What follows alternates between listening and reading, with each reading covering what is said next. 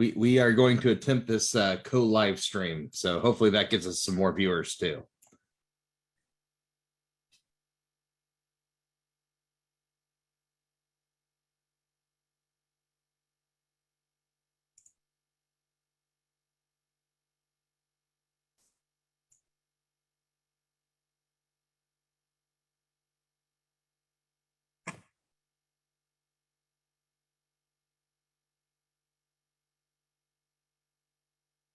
All right, we are at 8 o'clock.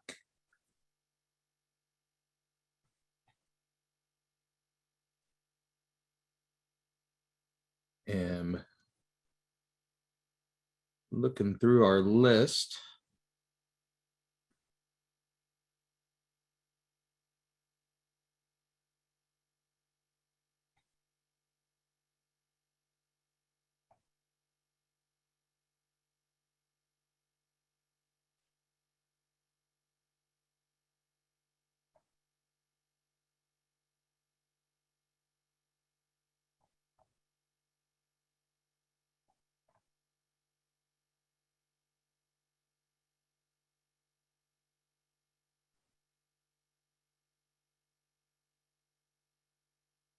Give everybody just a couple more minutes to get situated. I still hear people coming in.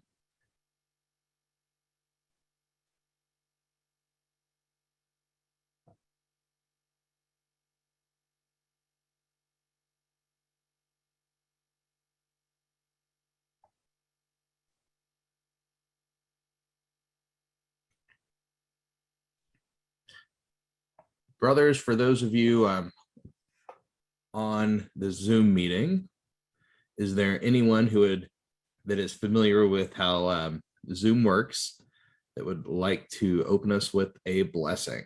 Just can unmute and go to it. Don't everybody jump in at once. Call names.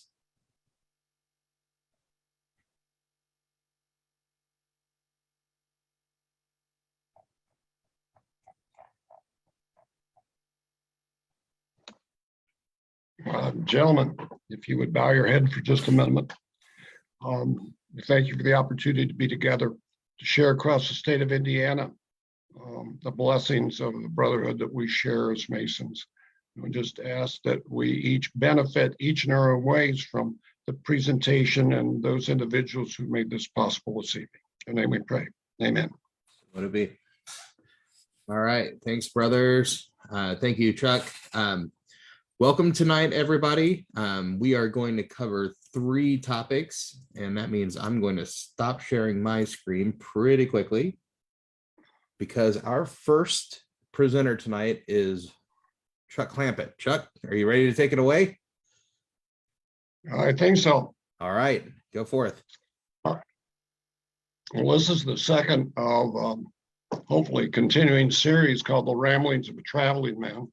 And I was asked to be one of the speakers, and I thought it was appropriate because I'm going to show you a picture, not very good, but hopefully you'll recognize it. And the story behind it is 5 or 6 years ago, my wife and I had traveled to Gettysburg battlefield, and as soon as I had seen the monument, recognized it for what it was. And the basis for it was erected by the Grand Lodge of Pennsylvania, I believe in the 1990s. And the name of, I guess you'd say, my presentation tonight relates to the Scottish Rite 26th degree, which is entitled Friends and Brothers Eternal, which is based on that particular incident or story that I just showed you as far as the picture. Maybe you're all familiar with it, but I'll go ahead and share it anyway. But to me, one of the most important things here is the title itself. The title, Friends and Brothers Eternal. The story is this: 2 different individuals from different backgrounds came together during their time in the U.S. Army. The first of these was Louis Armistead. He was from Virginia, was born in 1817. And once he became a teenager, went to West Point, to the military academy. The other main character is an individual named Winfield Scott Hancock. Hancock was from Pennsylvania, near Philadelphia, and was about 7 years younger. And he also went to the West Point, to the military academy. Armistead had a rather checkered experience there, and about his third year was dismissed because of disciplinary reasons. He happened to break a dinner plate over one of his classmates' heads, and so he was thus dismissed. At any rate, after his dismissal, his father was a congressman, and he was actually appointed as a second lieutenant in the Army. Again, this goes back into the 1830s, and even though Hancock was a little younger, he graduated from West Point in 1844. Being a very junior officer in the Army had to have been a miserable experience. Small, isolated forts were the assignments. Some, because of their engineering backgrounds at West Point, were involved in engineering projects such as building forts and later large forts along the eastern seaboard and the Gulf of Mexico. The men would have probably bumped into each other. The assignments were frequently changing. The main responsibilities, in addition to manning isolated forts and building engineering projects, was to primarily protect pioneers as they moved westward against Native American tribes. This changed in 1847 with the Mexican War, and both men were engaged in the Mexican War, which took place in 1847 and 48. They would have met a lot of young officers who were career officers who would later fight in the Civil War. And it was their first real taste of fighting with large numbers, thousands, and not just small platoons or companies. Following the war, just like today, Congress throttled back the number of men that were in the Army. And the total number that then was in existence was about 16,000. Another outgrowth, in addition to reducing the size of the military, was the fact that the United States picked up most of the southwestern part of the country, which included Arizona, California, most of Colorado, Nevada, and California.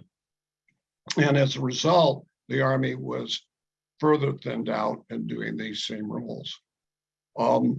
Armistead and Hancock were friends. They were stationed in Southern California, in the San Diego, LA area, and they had the same commanding officer. And so they saw each other on a frequent basis. Armistead's wife died of natural causes along with his two children, but Hancock's wife was noted as an entertainer. She was a good hostess. And so oftentimes Armistead was a visitor, and he liked to eat, and she always fed him. As the war approached and Lincoln was elected in 1860, most of the men who were in the U.S. Army and probably the Navy as well decided that they would leave government service and they would go with their individual state. And that's exactly what Armistead did. He traveled back to his home state of Virginia and soon was advanced to a colonel and then eventually to a brigadier general, which was a one-star general. Both Armistead and Hancock fought for 2 years. Both were wounded. Both served gallantly, promoted. Hancock was promoted to a major general, became a corps commander. In the summer of 1863, the commander of the Confederate Army in Northern Virginia was Robert E. Lee. And Lee won a decisive battle at the Battle of Chancellorsville, which was just west of Washington, D.C. At that point, Lee decided he was going to roll the dice. He had to make a major move, and his army was the largest it had ever been.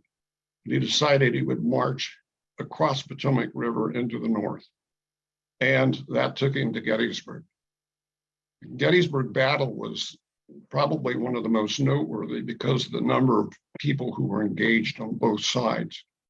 And also for the people who were there, the commanding officers and corps commanders and so forth. The battle itself took place from July 1st to July 3rd of 1863. The first 2 days, it was pretty much fought to a standstill. The Union occupied high ground at Gettysburg, and it was called Seminary Ridge and Little Round Top.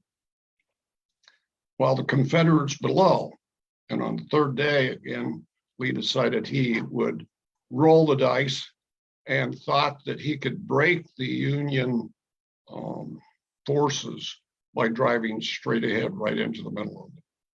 The person that was chosen to do this was Major General George Pickett. Pickett also was Virginia, and under him was Armistead. Armistead was a brigade commander as a brigadier general. And so on that fateful morning, the order was given to charge ahead, and it was literally a suicide mission. The Confederate forces had to cross an open mile, confronting dug-in Union forces as well as heavy cannon. And the division of Pickett was just absolutely torn to pieces. Finally, as the Confederates, what was left of them, got to the breachwork or the barricades and trenches, Armistead was one of only a few hundred that made it over the top. They seized cannons, but as they went over the top of the barricades, he was shot 3 times and fell to the ground, mortally wounded. The story on the monument then takes place. Hancock had also been wounded that very same day, and he was in a temporary hospital. And a captain named Henry Bingham was on the staff of Hancock. And as he was riding across the battleground after the battle had ended, he saw somebody on the ground and that he was in a general's uniform, Confederate general. And he stopped to see who it was, and that's when he discovered that it was Armistead. He also knew that his superior officer, when Hancock, was best of friends. And so he stopped to comfort and see what could possibly be done in behalf of Armistead. So it's actually the captain, Bingham, who is seen in the monument comforting Louis Armistead. It's interesting, and the tie here is that everybody involved that I've mentioned by name were all Masons. Armistead, Hancock. Not only were they friends, they were also Masons and enjoyed Masonry. Another one just happened to be George Pickett. He also was a Mason, as was Captain Henry Bingham. And so Bingham knew this and knew the relationship that the two men, when Hancock and Lou Armistead had. And Armistead, literally dying, asked Bingham, please take these personal possessions. And he gave them 4 items. He gave them, depending on what you read, either a Bible or a pocketbook, a wallet, we'd call it today, a pocket watch, his spurs, and his watch chain with a Masonic square and compass on it.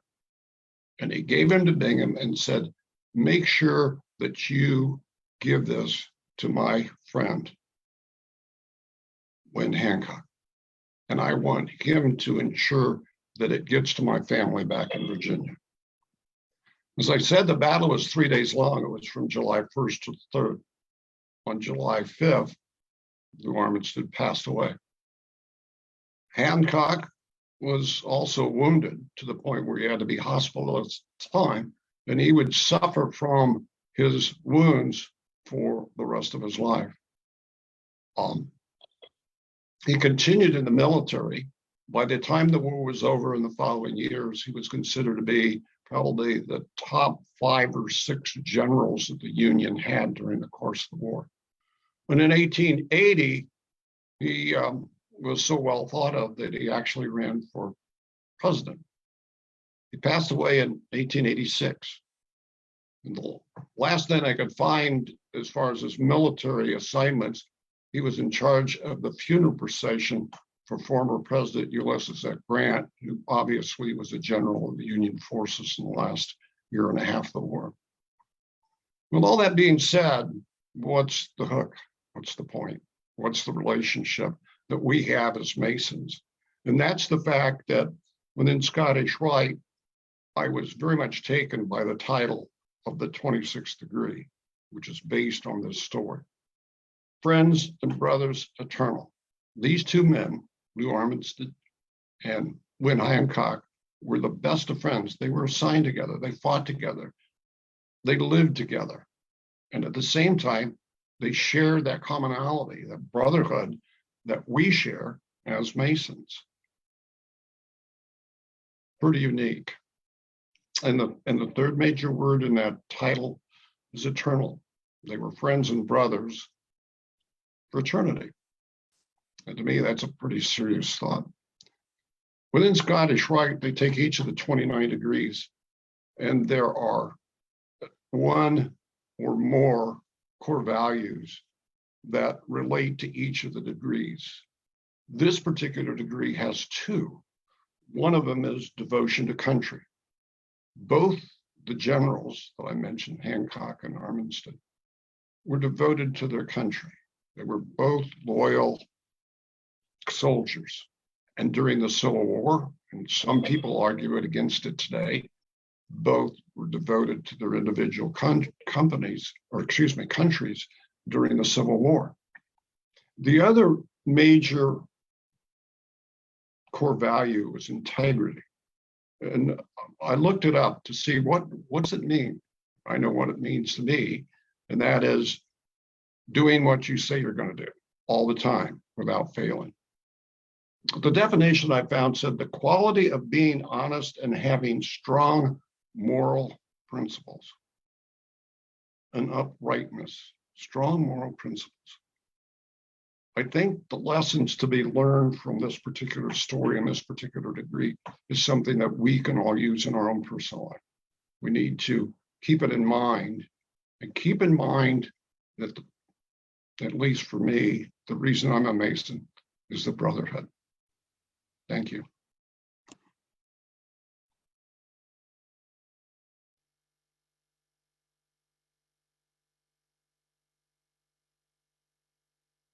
That's a really good piece, Worship Brother Chuck. They did that at this past weekend in the Valley of Indianapolis. They did that degree live, and I saw it myself for the first time ever this past weekend live. And if you've never seen it, he's not joking. It's a fantastic degree. If you can see it in a valley near where you live, or at a Thursday night at the Rite or something, it's a really fantastic degree. I had seen it in the movie Gettysburg years ago, but I didn't know until later on that those guys were all Masons. But that's a really good story. I'm going to go ahead and just jump into mine real quick. My name is Blake Beals. I'm past master of Hamilton Lodge and Fishers. I'm a Masonic educator for the 3rd District, and I'm going to hop into my PowerPoint here shortly. My presentation is called A Practical Application of the Mosaic Pavement.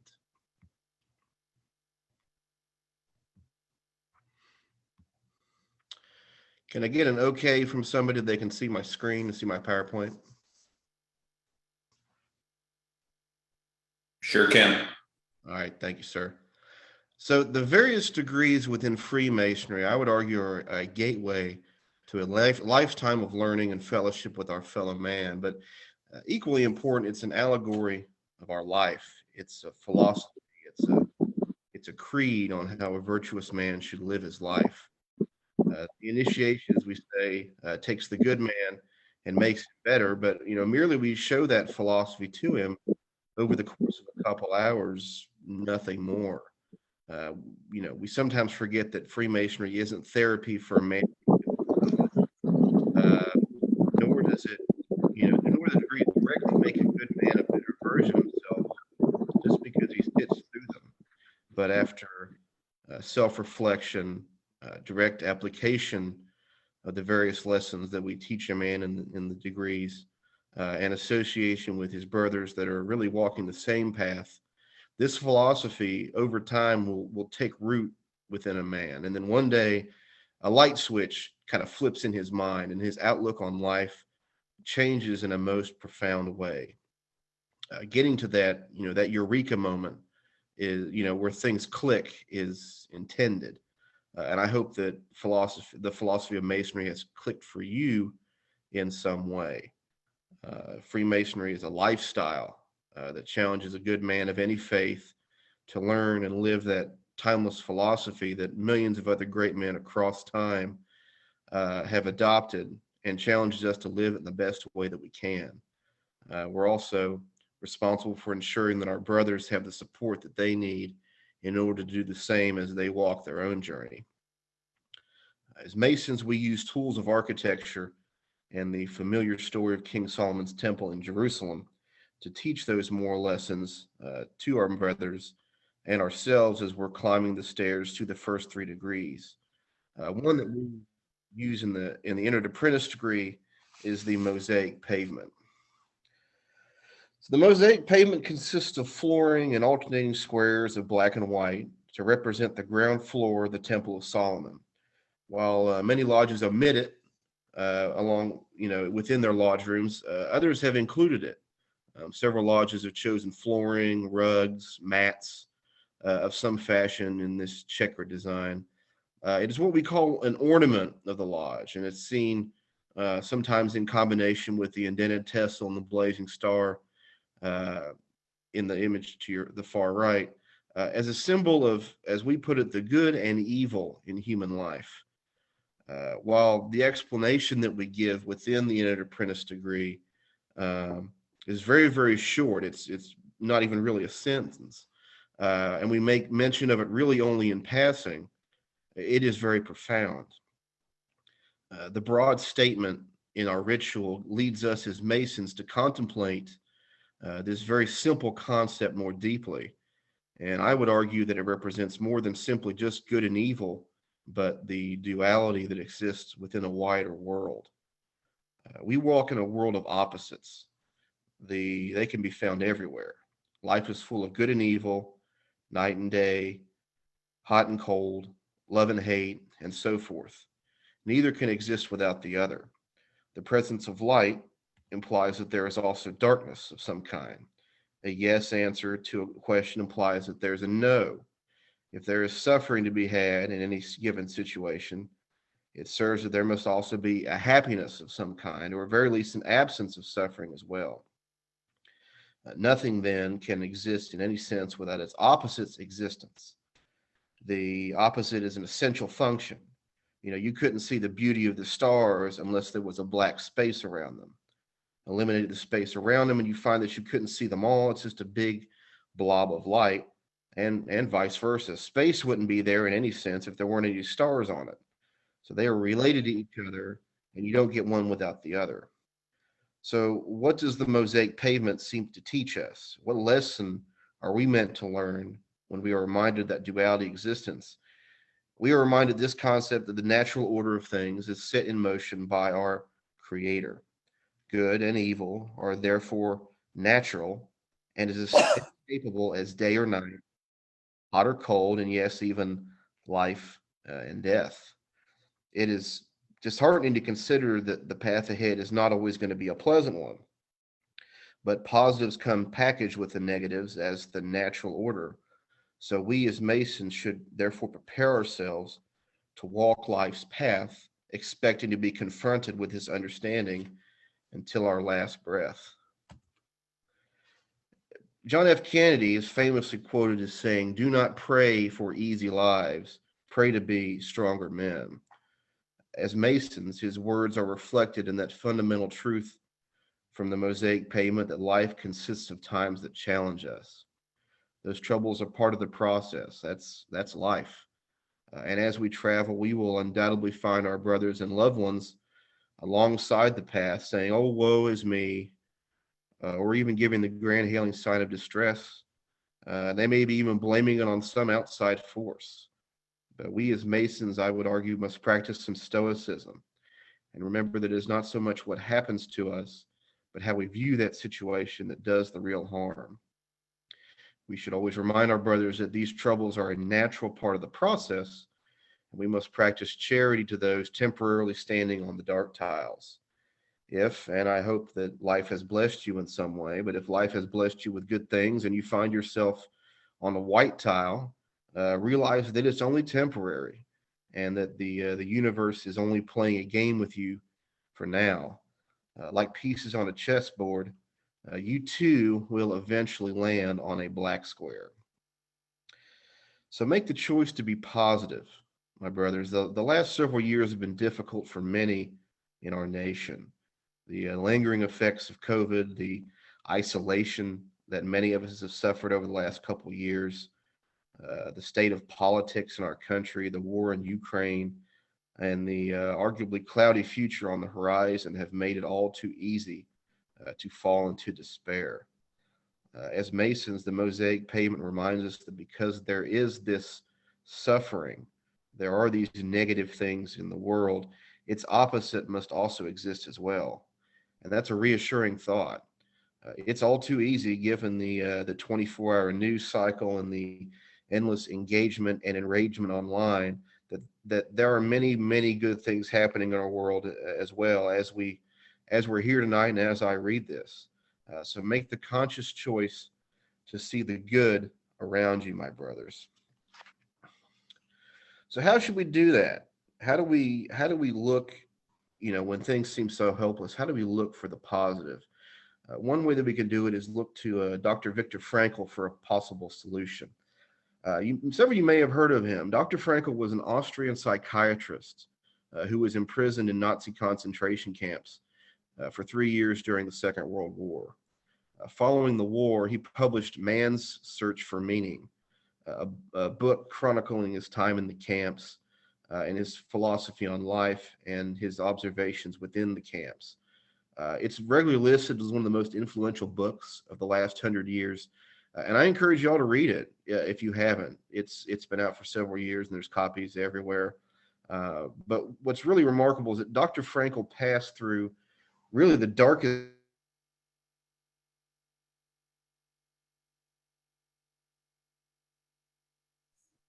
Blake, are you still there? I think we might have lost Blake.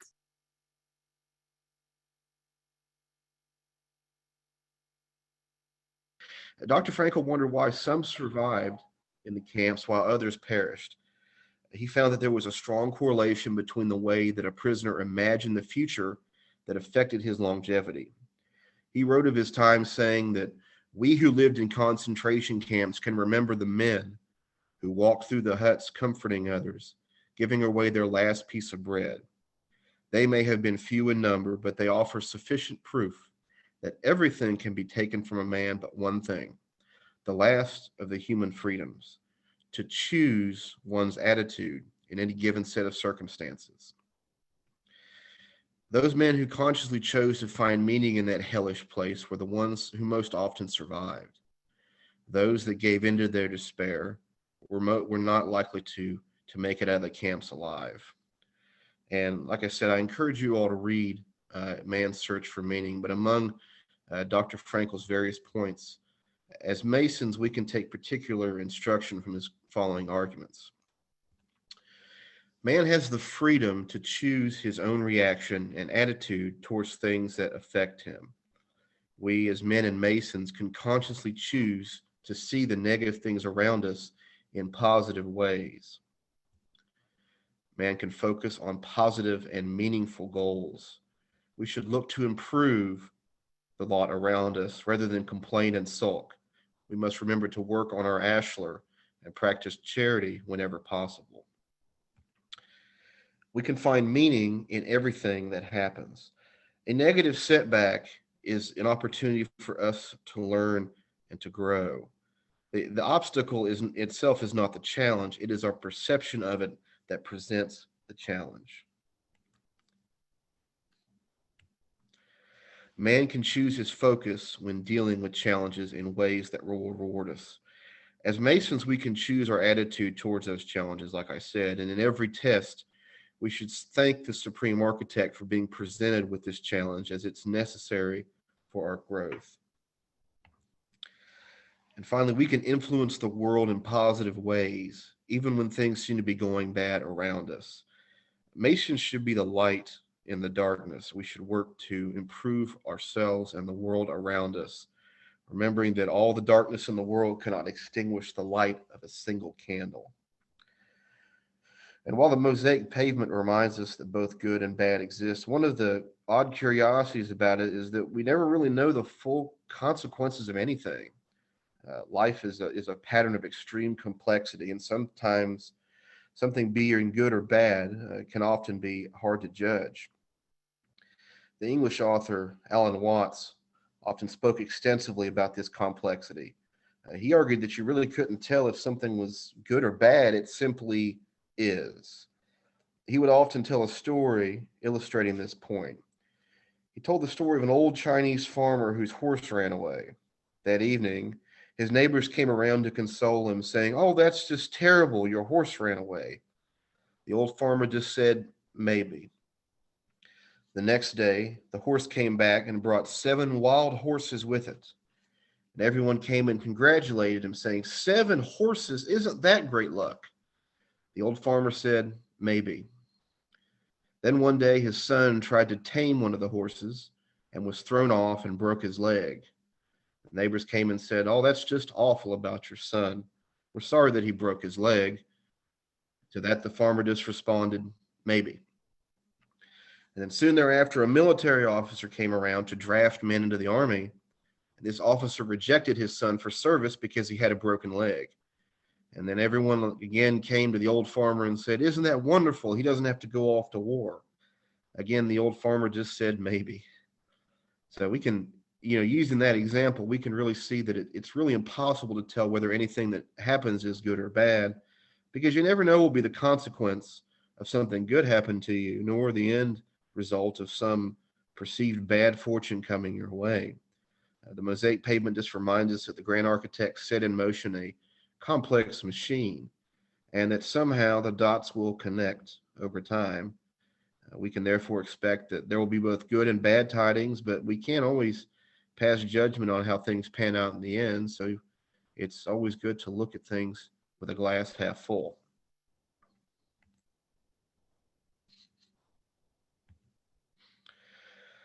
So the Mosaic pavement, as in conclusion, the Mosaic pavement is mentioned in only a few words in our ritual. However, it's a very profound symbol when you dig into it. It simply reminds us that life consists of both good and evil, without really going into any detail like we do with the various other symbols in our degrees. I would argue that simple statement in the entered apprentice degree leads us as Masons to contemplate this symbol more deeply. It represents more than just simply good and evil. It shows us that there are 2 sides to every coin. It is very difficult to be positive when things aren't going well, but we must try. I would argue that we as Masons should develop resilience to the bad times and understanding that the good times are not always permanent. The Mosaic pavement reminds us that life is full of good and bad, and that is part of the process. And all you can really do is to continue to move between the tiles. But we as men and Masons always have the freedom to choose how we will meet those difficulties and our attitudes towards them.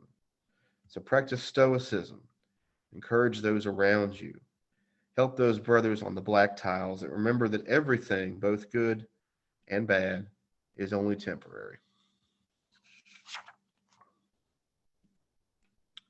And with that, I will yield back the rest of my time.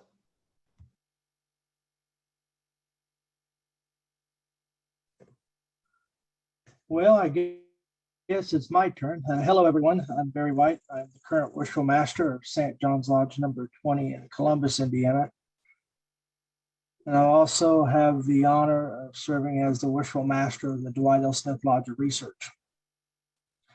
I thought about tonight what I was going to talk about previous to tonight, and I thought how many people actually know who Julian Lett was and the incidents that surrounded what we know as the Indiana Masonic Home Scandal.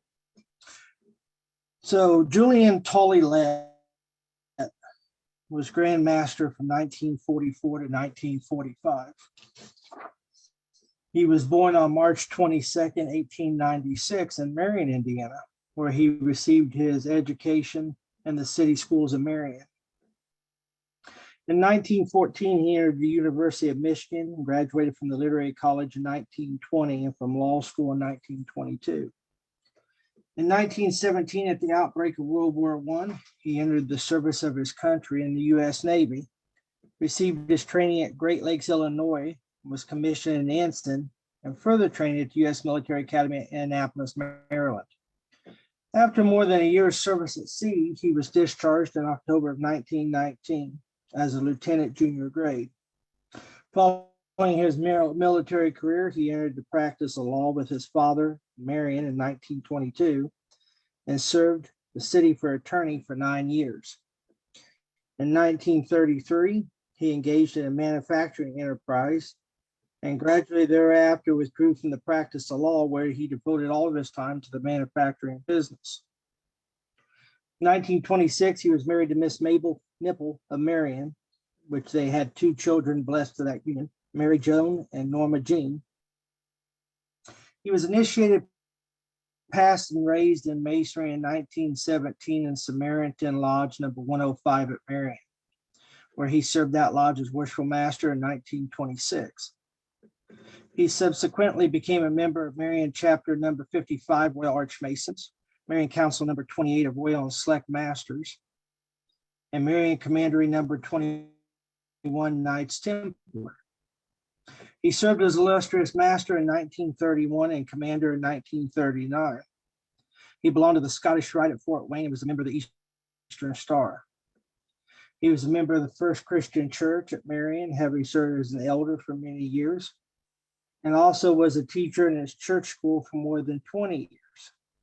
He was appointed to the Grand Lodge line in 1940 by Grand Master Claude M. Jacoby. He was installed as Grand Master at the Annual Communications of the Grand Lodge of Indiana in 1944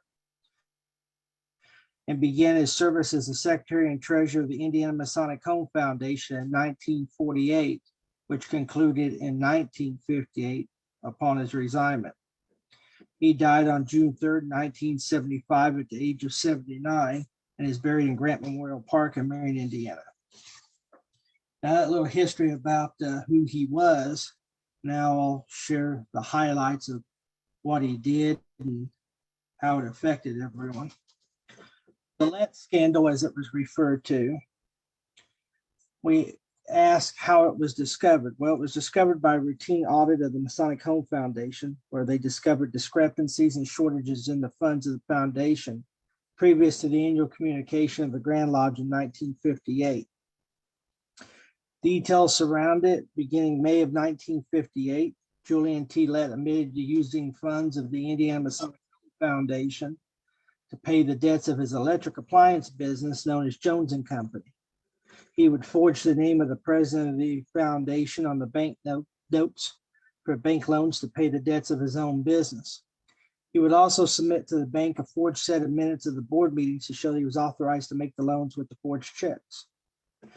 June of 1958, Theo J. Jenner demanded the resignation of Julian T. Lett from all positions and offices he held in the Grand Lodge of Indiana and also the Indiana Masonic Home Foundation. The following communication was sent out on June 9th, 1958, and it read, "Official communication to the worshipful master of all Indiana lodges." It says, "Dear brethren, I have received and accepted the resignation of Julian T. Lett, Grand Trustee, Secretary, Treasurer of the Indiana Masonic Home Foundation, Incorporated. Our auditors have found irregularities in his accounts, the exact amount which has not been determined as yet. No other officer of the Grand Lodge, the Indiana Masonic Home, or the Masonic Home Foundation is involved with these irregularities. A firm of attorneys and a firm of certified public accountants have been employed to go into the matter thoroughly and to take all necessary steps to protect our interest. Every effort will be made to see no losses are sustained. When the facts are fully known, you will be further advised. Appointed Most Worshipful Brother Orvis A. Dellinger, past Grand Master of Fort Wayne, Indiana, to serve as Grand Trustee until the next session of Grand Lodge. Sincerely and fraternally yours, Theo J. Jenner, Grand Master." Now back to the timeline of events. June 1958, Julian T. Lett appeared before Notary Public in a court reporter in Indianapolis and gave a voluntary statement concerning his activities. In this statement, he admitted to have misappropriated approximately $360,000 of the Indiana Masonic Home Foundation. Over time, the exact amount was discovered to be exactly $357,538.31. October of 1958, in October 10th, Julian T. Lett was officially arrested and indicted. July of 1959, after a lengthy court date, he pleaded guilty to the embezzlement of funds from the Indiana Masonic Home Foundation. And on August 3rd, 1959, he was sentenced to a term of 9 years in Indiana State Prison. Immediately upon his conviction, he was expelled from Freemasonry. He was paroled from prison on November 3rd, 1963, after serving for the 9-year sentence. Now, we ask ourselves, did the Masonic Home Foundation ever get the money back? Money recovered from the Lett shortage. Lett was bonded under a blanket fidelity bond written by Annette Casualty and Surety Company for $100,000 upon him taking the office on the secretary and treasurer on the board. Following the criminal indictment and the conviction, the bond company actually paid us $100,000 to the Indiana Masonic Home Foundation. Demands were then made on the National Bank and the First National Bank of Marion to return of the funds of the foundation, which Lett deposited in his own account and then misappropriated for his own purposes. Demands were also made on the Indiana National Bank for the return of the funds, which were paid out of the foundation's account on checks on which the name of Carl L. Hibbard, president of the foundation, was forged by Lett. Money would also be recovered from the liquidation of assets from Lett's business. Now, between $100,000 that the bond company paid, what the banks reimbursed through the fraud of Lett, and the money we got from the liquidation of his assets of his business, we were able to safely say that we recovered over 90% of the money. Now, out of the $360,000 round up of money that he stole, over the time, he actually stole close over $1 billion. However, he paid it all back except for that $360,000 at the time they called him. Someone once wrote in the history of Indiana Freemasonry, don't expect perfection in a man just because he is a Mason. If you do, you will be disappointed. Masonry makes men better, but makes no men perfect. If he is a Mason, you will have a right to presume he is a fairly good man, but do not condemn Masonry, even if a few turn out bad. Even the great teacher himself had a Judas. The aim and purpose of Masonry are to receive none but good men, keep them good, and make them better. Judge the institution not by its failures, but by the average of its successes. The average is high, and it consequently gives a standing to its members, but it cannot be an infallible guide. Well, brothers, that concludes my presentation tonight. I hope each one has a wonderful night and that you all have a blessed one. Thanks, brothers. Take care.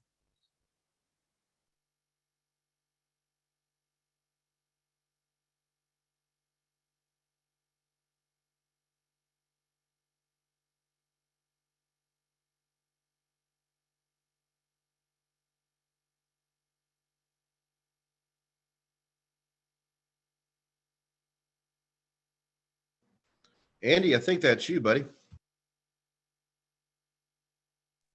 I'm sorry about that. I was trying to chat with somebody else, but all right. I believe that concludes our event for this evening. I'd like to take this opportunity to thank all of our presenters. If anybody has any questions, feel free to chat, to type them in chat or raise your hand. If you don't know how to do either of that, just unmute and ask it, I guess. But if our presenters are still around and want to take some questions, I'd be happy to see that go or hear that go.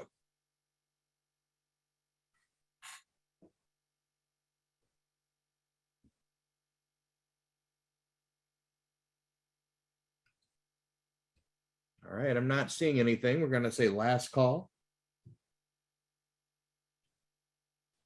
The first in the series, Matt, has not been posted yet. I sent it back to the education team, and They have, I'm not sure. Hopefully sometime soon it'll be up. Blake, you're on the education committee, right? Yeah, but that's not something that I am personally working on. Somebody else has that one, but I'll ask. We have a meeting coming up. I'll see where that's at. I would assume that they would post it to the Grand Lodge YouTube page. Usually YouTube. Probably along with this one as well. You can probably go look it up if we streamed it to Facebook like this one, and you can go back and look through. This is the first time I've used Stream to Facebook, so this one's out. We actually have Greg who's been listening on Facebook, so that's kind of cool. So, all right. I'll ask, and then we'll talk offline, and then I would think it would go up on the YouTube page. Sounds great. We'll work on getting that out. Maybe we can send an email that has both posts on it. All right. With that, I see no more questions, and I'd like to just wish everybody a good evening. Thank you for attending. Please spread the word back to your lodge about these events and have people watch their emails for them. Good night.